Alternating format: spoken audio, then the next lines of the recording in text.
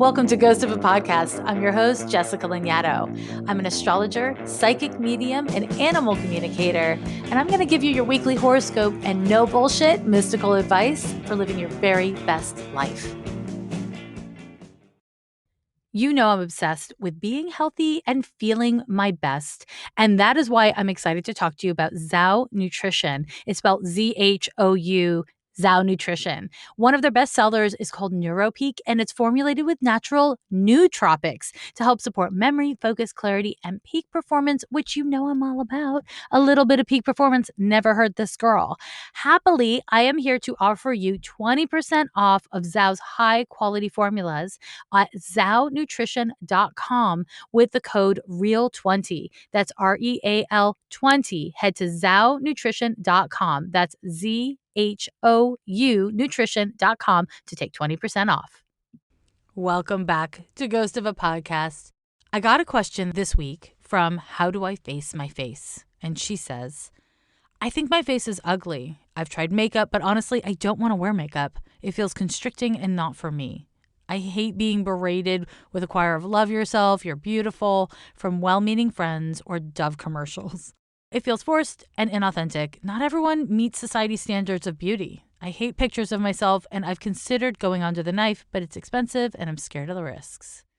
I've had difficulty finding people who I find attractive to commit to me, although because I have what's considered a, quote, hot bod, and I think I'm a relatively cool person, they seem to be fine with no strings attached situations, but not partnership. And I can't help but feel that my face has a lot to do with it.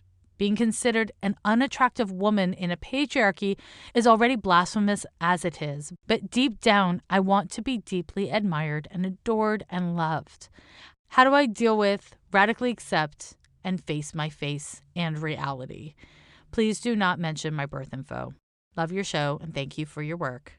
So, face my face.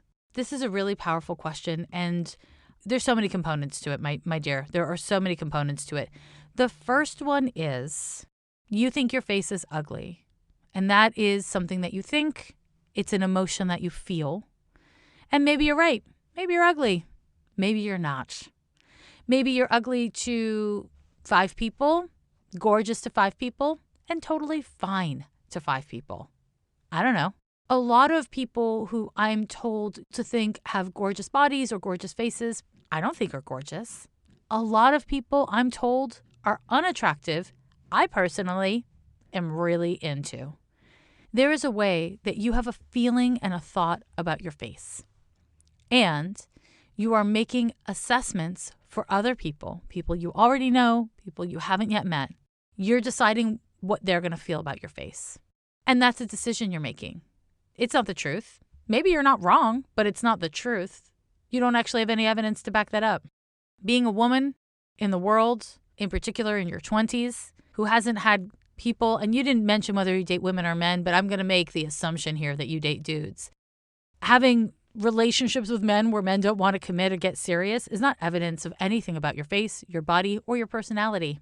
You want to talk about the patriarchy? It's just evidence of, men. Lots of people, gay, straight, other, are in long-term relationships in their 20s. Lots of people aren't. And the way that you can tell who's who is not who has a cute face. It's not who has a hot bod. It's not who's nice. It's lots of other things. It's all the things. It's a weird fucking cocktail of things, but it is not your face. So the amount of emphasis that you have placed on the way that your face looks, according to you, is really what I would characterize as emotional, first and foremost, okay? And I think that this is an important thing for me to say because there's a way that you're holding it as kind of factual, and it's not. Now, I'm going to get into the astrology of why you feel this way in a minute, and there's a lot to say about why you feel this way astrologically. But I need to say, ugly is not bad. Ugly is not unlovable. Ugly people are not bad people, and truth be told, pretty people are not good people. No, they're not. And so whatever value judgments you are placing on ugliness and prettiness are handed to you, by society, aka millions or billions of people even, But it's not the truth. There's lots of things that societies across time and cultures have upheld that are not true. And this is one of them. Having a pretty face doesn't mean you're happy. Having a pretty face doesn't mean you're adored. Having a pretty face doesn't mean you're loved. Doesn't mean any of that. All it means is that you have a pretty face. That's literally all it means. And you know what? I want a pretty face.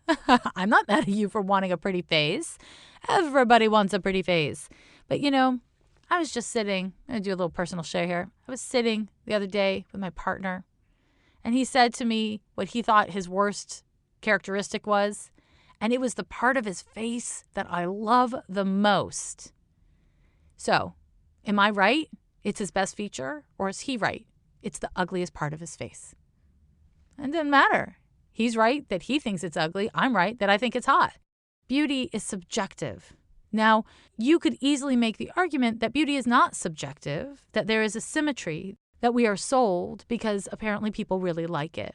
But honestly, if we were bombarded with the same volume of images of the complete opposite of the current beauty standards for women, and we were told the opposite was the most beautiful thing you could be, wouldn't take very long for us to agree. It just wouldn't. Because by and large, beauty standards are standards, and standards are somewhat arbitrary. You know what I'm saying? I personally have a boner for scars. Other people don't like scars.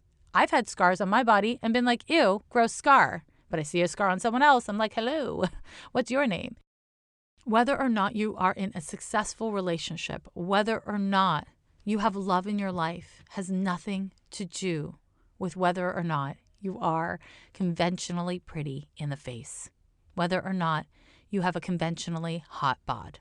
In your birth chart, you have a lot of planets in the first house. You've got a North Node Uranus Neptune conjunction in Capricorn. And what this indicates is that your sense of self, your conception of yourself, is really different than how other people see you. Now, that doesn't mean you're prettier than people think you are, or you're uglier than people think you are. It just means it's different. Again, take this pretty ugly out of your damn head. Take it out of your head. With Uranus in the first house, there may be something about you that is striking or unique or different, either in your body or in your face. The way that Neptune in the first house functions is essentially that people project onto you. They see a little bit of what they want to see. And this often coincides with people thinking that you're adorable and harmless and chill. Now, what contradicts that is that you also have a Saturn-Moon conjunction in the first house. Now, the Saturn-Moon conjunction in the first house can make you look, and the reason why I should pull back and say the reason why I'm focusing on this is because the planets that we have in the first house, if we have planets in the first house, show up on our face. Like they show up right on the surface of how we look. And the Saturn-Moon conjunction generally isn't very soft looking. It tends to give us pronounced bone structure, or it tends to give us kind of like a sharpness to our features. Not exactly a soft thing. So you've got a couple planets in Capricorn, which is not the softest look in town. And then you've got Saturn in the first house, which again, not the softest look in town. Now, this is mitigated by the fact that you have Neptune in there. So people probably see you really different than you see you. You probably photograph really different than what you see in the mirror. Uranus in the first house does not always coincide with a very symmetrical face. Now, any of these things you might think are ugly. Any of these things you might think are gorgeous. It's a value judgment that you're placing upon your damn face, your sweet little face, which is attached to your body. And your body, which is a part, an extension of your soul. Don't be so judgy. But okay, let's keep going. So in your birth chart, you have a Saturn-Moon conjunction that is opposite Chiron. And all three of those planets form a T-square to the planet Venus, which is the highest planet in your birth chart. And so when you say that you want to be perceived as beautiful, you want to be adored and loved, yeah, you really, really mean it. It is really driving for you. And Venus, unfortunately, when it's the focal planet of a T-square, can make us feel like the only way to get our needs met and the only way to be of value is through the surface of things. the beauty that we do or don't have, how easy we are to get along with, how accommodating or compromising we are for others. This can also be expressed around how much money you have and are willing to share with others. And here's the annoying thing. You got to accept your face. Now, like you said, you can get a surgery, you can put on makeup, you can do all kinds of things, but it's not going to change how you feel, not long term, because all of our faces change over the course of time. Your nose will change shape over the course of your adult life. Your body will change shape over the course of your adult life. Faces and bodies change. When we are overly identified with the way we look, what happens is we are in a state of upset. We're often in a state of turmoil because we don't stay the same. And beauty is in the eyes of the beholder. And the prettiest girl will compare herself to the girl she thinks is prettier than her. It doesn't matter, is what I'm trying to say. You refer to having a hot bod and you kind of like say like, yeah, people hook up with me because I have a good body. You don't really care. It doesn't really mean anything to you. Honestly, that's because it doesn't really matter. It doesn't get you happiness, doesn't get you love, just like the face wouldn't. Do you see what I'm saying? So here's my advice to you, my dear. I want you to start looking on whatever social media platform you spend time on. Ideally, it will be a visual one because my homework for you is visual. I want you to start following women who look like you.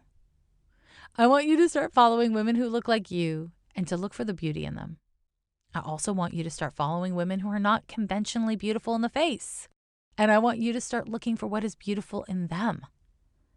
Because the truth of the matter is, I'm not going to tell you that you're pretty. First of all, I can't see you. I don't know what you look like. But second of all, not everybody's pretty. And that's okay. I'm with you. I don't like being placated. I don't like being told that my hair looks good when it in fact looks like shit. I'm with you. But the reality is, if you're not going to be conventionally beautiful, be interesting. Be interesting, my dear. And I look at your chart and I think you're fucking fascinating. You're weird, you're complicated, and you're very serious about yourself. Cultivate what's interesting about you. You don't have to be conventionally beautiful. You don't have to be conventional at all. What is truly and authentically beautiful in faces, in bodies, and in styles is embodiment, self-acceptance. Now listen, I'm not going to convince anyone who's booking models of that. No, I'm not. But for regular human people walking around town, trying to get loved, trying to learn how to love themselves, that's the fucking magic. At the end of the day, you have to decide that you're willing to accept yourself, even if other people don't think you're pretty. Even if you look at some pictures of yourself or look in the mirror sometimes and don't think you're pretty. Because if you're not pretty, that doesn't mean you're not loved. It doesn't mean anything other than maybe you're not pretty. That's it. That's all. That's all it means. The key here is self-acceptance. And when you ask me how do you accept yourself? It's just practice. It's just being like, yep, there it is. When your brain and your feelings start to fall off a cliff with value judgments about whatever part of your face you're obsessing on, pull back, redirect your thinking. Because it actually really doesn't matter. Now listen, a lot of people listening might be like, that's not true. It fucking matters. Sure. Yeah. It matters as much as you say it does. It matters as much as you place value on it. But we are not here to be preserved, pretty 26-year-olds forever. That's not what life is. That's not what bodies are. We are here to learn how to love ourselves, to place value on things proportionate to the value that they hold to us. Is the way you look actually the most important thing to you? Is it worth torturing yourself? Is it worth losing all this energy? I suppose it takes some bravery to embrace being interesting over being conventionally pretty as a girl. But you are very brave. You are incredibly brave. You just haven't given yourself permission to be brave in public. You haven't given yourself permission to be loved and liked and desired and adored for who you actually are instead of the way you look. But trust me, that absolutely can happen. Having amazing sex, having a happy life, having love and successful partnerships It isn't about your body and it isn't about your face. It's about who you are. It's about how you are with yourself and how you are with others. It's your values. It's your actions. It's your intentions. And it's your heart. That is the embodiment of your value, not the way you look. Friends, while we're safely at home quarantining, parents trapped in immigrant detention centers have been given a choice by ICE: indefinite separation from their children or prolonged detention alongside them during a pandemic. We saw this happen 2 years ago during the family separation crisis. We cannot go back to that. Not now, not ever. This administration cannot use COVID as an excuse to separate children from their mothers and fathers. That's why we're demanding DHS, or the Department of Homeland Security, release each and every one of these families to safety, together and now. Don't look away. Stand with families and stand with Raices. Help get the word out. Join the Families for Families campaign on social media. That's hashtag families, number 4 families campaign on social media. Visit Raices.org/families for families for more information. Find the link in show notes. You know that I am obsessed with mental health and mental wellness, and I am a big believer in asking for help when you need it and asking for help from the right source. And this is why I am excited to promote BetterHelp. It is a resource that you can use from anywhere in the world. They help you assess your needs and they match you with your own licensed professional therapist that you can meet with on the phone or by video chat, which is, of course, incredibly convenient and helpful today. This is an affordable service that allows you to get professional counseling to help you with all manner of issues, from depression to anxiety to queer issues, family issues, anger, trauma, sleep stuff. I mean, literally anything. So, what I want to encourage you to do is check out BetterHelp. And happily, as a listener of Ghost of a Podcast, you'll get 10% off of your first month. Go visit betterhelp.com/ghost to redeem your offer.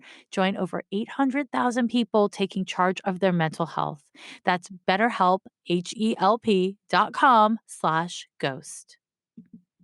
My sweet loves, let's talk some astrology. This week we're looking at May 24th through the 30th of 2020. And honestly, there's not a lot going on astrologically. I'm really happy to tell you that. You know why? Because you don't want to hear that there's something happening all the live long day, do you? When there is nothing pressing is a beautiful moment to really check in with yourself. I want to give you the homework this week to look at where you have accomplished something and try to really be with it. Try to actually take it in, maybe pat yourself on the back. Maybe it's time to find some roses and smell them, which may be hard to do if you're wearing a mask, which you should be. But, it's a metaphor, but also a nice thing to do. I want to really encourage you to spend some time really appreciating yourself, your community, whatever it is that makes sense, because we're only a couple months into this global pandemic and it's hard. And, I get lots of emails from you guys being like, actually, it's not hard for me at all. It's actually super easy and chill and lovely. And that's cool. That's great. If you're one of those people, I want to encourage you to challenge yourself to be of service, to offer something to someone who actually wants or needs it. And part of giving a gift is making sure that the recipient of that gift wants to receive it from you. So if you are a gift giver, if you're somebody who's just thriving right now, I want to encourage you to listen as much as I'm encouraging you to reach out and share some of your joyfulness, your resources, your whatever. This is just a great time. If you got something to give it. And if you've been striving really hard, working hard, having a hard time, a bad time, or just a busy time and a lot time, take time to appreciate it. Take time to appreciate how far you've come, whatever you've gotten done. And I will remind you that small progress adds up over time. You don't need to know what's coming next. It doesn't need to be leaps and bounds. You certainly don't need to be comparing yourself to other people or to where you wish you were or where you thought you'd be by now. To just be really present with where you're at And whatever you got through today, you know what? It's wonderful. It's wonderful if you are going to be stuck in this fucking life. It's wonderful to be able to value and appreciate where you're at, what you've got, and how far you've come. Even if it's not where you want it to be. Find ways of being grateful and aligned with the abundance you are cultivating or you have. So, spiel aside, let's get into the astrology. On the 24th, we have an exact Mars sextile to Uranus. Now, Mars sextile to Uranus is a really energizing transit. Mars is assertion, ambition, and energy. It's where we fornicate and where we fight from, right? And Uranus is freedom and autonomy. When these two planets join forces in a harmonious way, what we have is the potential for growth and expansion.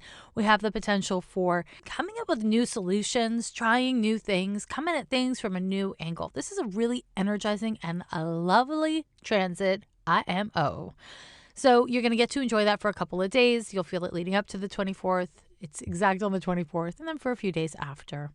This particular transit is a really good one to get back into some form of physical activity. So I encourage you, if you enjoy exercising, but you haven't been centering it, to get back on the pony and just giddy up on there.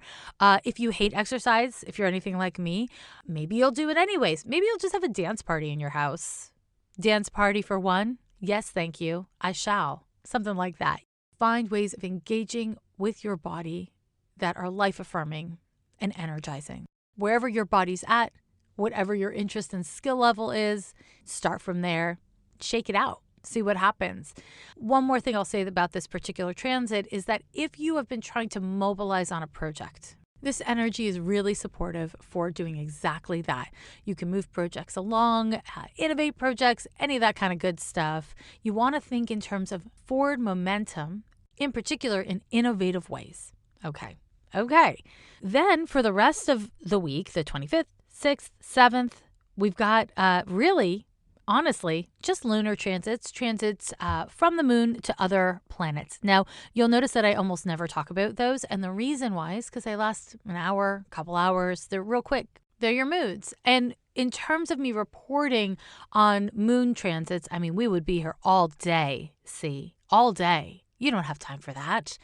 But if you're really interested in astrology, in particular, using astrology as a tool for self-care and self-betterment, studying the movement of the moon and the transits that the moon is making to your birth chart, as well as the transits that the moon is making to the planets in the sky, that's a really kind of accessible way of learning about astrology. Now, a lot of you may be thinking, but wait, Jessica, how do I do that?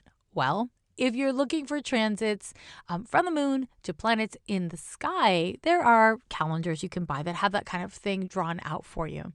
If you're looking for transits from the moon to planets in your birth chart, you can either A, learn astrology and figure it out yourself. And I say that because I hope you do, because it is F-U-N. Also hard, but also fun and useful. But also, you can get astrology programs or astrologers to do that kind of math for you so that you can start to track that stuff. Now, on the 28th, the planet Mercury moves into Cancer. I don't want to freak you out, but on June 17th, it goes retrograde in the sign of Cancer. So, this movement of Mercury into Cancer, I mean, it's not the sharpest of all the transits from Mercury to Cancer. It can be a time where we get really caught up in sentimentality. The thing that I've mentioned on the podcast before is that, the crab that signifies Cancer, it comes at things sideways, right? So there's a way that when Mercury, the planet of communication, of listening, and of speaking, when it transits through the sign of Cancer, it can kind of come at things sideways and not always terribly directly, or it can get real attached to certain ideas, and of course, in particular, ideas that spark feeling. And so you want to make sure that you are being clean and clear in how you communicate and really listening to what people are saying. This transit will last quite a while because whenever a planet retrogrades through a zodiac sign, that means that its tendency in that sign is elongated because it's not just moving forward, step 1, step 2, step 3. It then comes backwards And then whenever the retrograde's over, it comes forward again. So it just spends more time in a sign. So you really want to pay attention to what shifts you notice right here on the 28th and at the start of June. And know that, we're very quickly into the transit of Mercury in Cancer, going to be in the retro shade, right? We're going to be in the retrograde shade period. It's not the retrograde, but it's not free and clear either.